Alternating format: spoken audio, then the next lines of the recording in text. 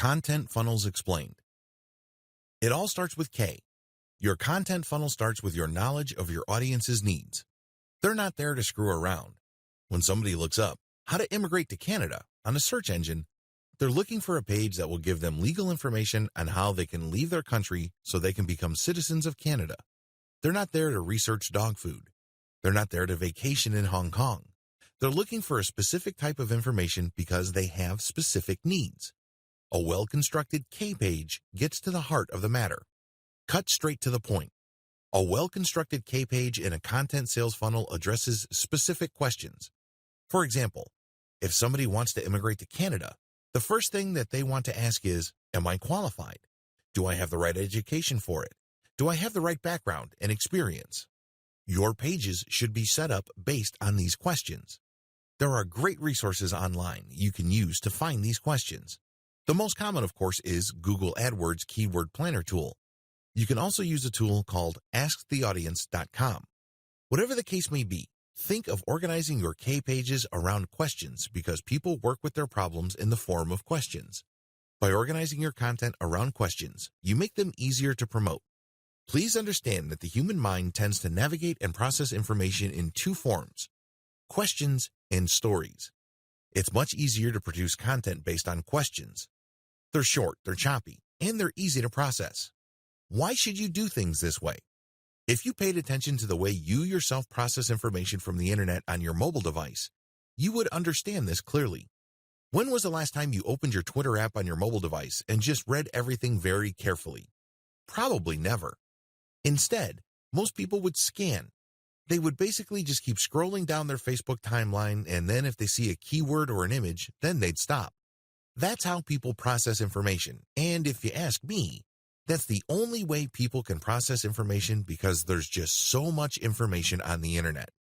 In fact, according to some estimates, upwards of 2 million new pieces of information are created every single day. That's a mind-blowing amount. So, people have developed coping mechanisms, and one of them is just scanning. By organizing your content in the form of questions or around questions, you make it easy for people to read since they're easy to read and they're easier to promote. How? People are already asking questions related to your stuff on Twitter, Quora, and forums, and a variety of social media platforms. Your job is to find those places and slip your content into existing discussions. In other words, if you are in a forum, it's probably not good for you to create a specific discussion about what you're promoting. Believe me, people are not going to care. However, people will care when somebody already asked a question and then other people are giving their answers, and then you come in and come up with a much better answer and then supply a stripped down version of your content, and then you end with your link as some sort of source. That's how people will take you seriously. Of course, pay attention to what I said earlier. If you're going to all these places, make sure you build credibility and authority first. Don't just get in, spam, and leave. You're going to get banned if you do that. Organize your question-based pages around themes. Just as questions can fall under a certain category, you can create articles around questions and then organize these articles around a category. This is not just a housekeeping tip.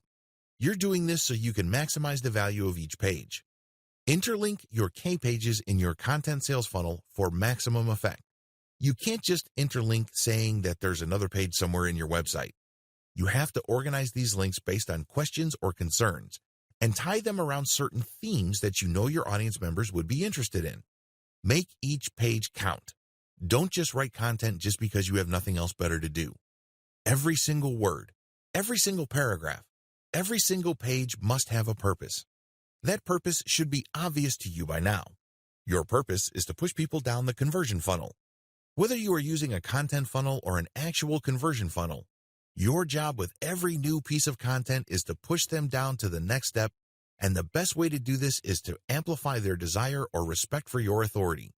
Basically, you get them excited about the next step. To put this in practical terms, please understand that when people are looking for a basic question, they usually have another question in the back of their mind. For example, somebody goes to your pizza website because you have a page on how to bake a Napoli pizza. So, your first page lays out information regarding what a Napoli pizza is and a basic recipe. Pretty straightforward. However, You call people to action with key questions like how to get the right heat temperatures for your Napoli pizza, how to make sure you don't scorch the bottom of your pizza. In other words, you start with general information that clues people in. That's what they are looking for. Nonetheless, once they get that, they're going to be impressed because now you're drilling down. They know that once they start making their own Napoli pizza, there will be issues that would come up. Let me tell you, when I got a pizza recipe on the internet and I did it, it wasn't like the Pinterest pictures that I saw online. Not even close. Why? Because I didn't drill down and up. I didn't know about scorching the flour. I didn't know about manipulating the dough so there's no gooey, uncooked portion in the middle, that kind of thing. That's what people are going to be looking for because now you've given them basic information and then you're cluing them in by saying, well, there are other stuff that you need to know, and if you don't do these, you're not going to get the results that you're looking for. So people who are truly interested in the topic will start seeing those, and basically, you are calling them to action to click deeper and deeper into the bowels of your website. Compare this to basically just random interlinking where you go from one page to just another regular page, which may not be all that related. You're not going to be building authority. People are just going to bounce out of that page because that's not the information they're looking for. You have to start with a general question and then create subsidiary pages that are based on closely related questions, and this maintains the interest of the person and then actually amplifies their desire for a specific product or solution later on. That's how you build trust and credibility at the same time. When they click on these links, they find themselves deeper and deeper into your website, and they give themselves more opportunities to really absorb the knowledge that you are giving them. The whole point here is to demonstrate to them that you are sufficiently knowledgeable about your niche. If you're able to do this, then you start building trust. They then are more likely to like your take on their problem. Establish credibility and authority by using multimedia. As the old saying goes, a picture is worth 1,000 words. This means that if you really want to maximize the amount of authority and credibility you're building in the minds of your target audience members, you need to use the power of multimedia. I am, of course, talking about videos, pictures, diagrams, infographics, you name it. This not only makes your content easier to read, it also makes sure that people aren't bored by your content. Please understand that most people now view online content through mobile devices. They don't have all the time in the world to keep scrolling as you crank out massive blocks of text. You might want to break those pieces of text up. You may want to shorten those pieces of text and break up the boredom by using a picture, a diagram, or a video. If you do this, you are more likely to keep them on the same page, and you also increase the likelihood that they will click on a link to get deeper and deeper into your website. A quick word about third-party multimedia content. Please don't interpret what I just said in the section above into some sort of mad dash to appropriate other people's intellectual property. You can't just take a video off YouTube and embed it in your content simply because it's related to your content's topic. That might land you in hot water. You have to do it the right way. Whether you're using infographics from Pinterest, videos from YouTube, explanatory photos from Pinterest or Instagram, you have to respect the rights of the owners or creators of this content. How do you do that? Very simple. Give them attribution and link to them. I know you're probably paranoid about your website becoming some sort of traffic leak. I understand where you're coming from. You worked hard to create all this content, and you obviously worked hard to drive traffic to your site. It would be a shame to see much of that traffic go to these third-party links and never to come back to your website again. Believe me, I get that. However, here are some ways you can make these concerns go away. Make attribution links open in a new tab. If you're worried about losing traffic because of your attribution links, make those links open a new tab.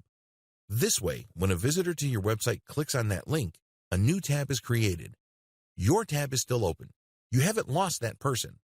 They can look at that content, check out the website that created the infographic that they're interested in, and then once they're done, they can close that and go back to your site. Pretty straightforward. Use materials from non-competitors. This is the most important piece of advice I can give you in regard to third-party multimedia content. Remember, you're using this multimedia content to make your content more interesting. You're using it to add life and context to your content. However, if you don't get the content from the right people, you will end up promoting your competitors. Who wants to do that? These people are basically pushing the same products and services as you. You just made their lives easier. I'm sure that's not your goal, right?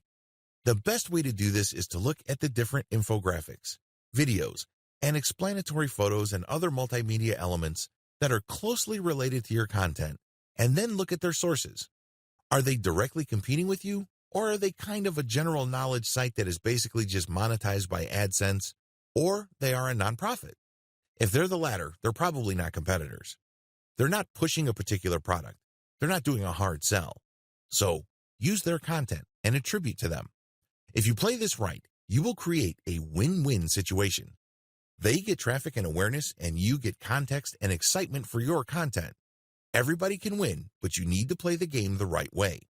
The whole point of the K level of your content sales funnel is dwell time. What is dwell time?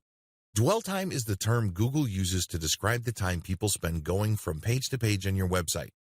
Studies show that the longer the dwell time, the higher the chance the person will either come back, sign up for a mailing list, or even buy a product. In other words, the longer you keep somebody on your website reading articles and other content, the higher the chance you can convert that person into dollar bills. That's the bottom line. Remember, dwell time also helps your SEO. If you want to get more highly targeted traffic from search engines, maximize dwell time, because this is factored in by Google's Rank Brain algorithm when it comes time to rank your website. The higher your dwell time, the higher your rank on Google.